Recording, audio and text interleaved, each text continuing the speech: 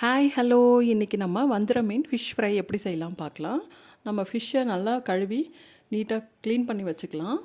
ஒரு ஜாரில் 2 வெங்காயம், 6 பல்லு பூண்டு, இஞ்சி, பச்சை மிளகா, கருவேப்பிலை, கொத்தமல்லி தழை எல்லாத்தையும் சேர்த்து மிக்சரில் போட்டு நல்லா கிரைண்ட் பண்ணி எடுத்துக்கலாங்க.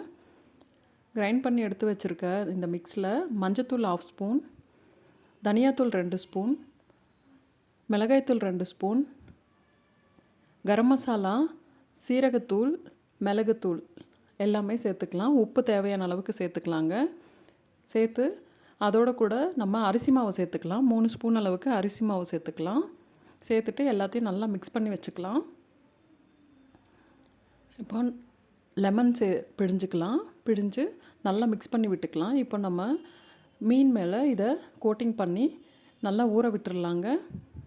ஒரு மணி நேரம் ஊற விட்டு அதுக்கப்புறம் கழித்து நம்ம இதை வறுக்கும்போது ரொம்ப நல்லா ஊறி உப்பு காரமெல்லாம் நல்லா பிடிச்சிருக்கும். சூப்பராக இருக்கும்.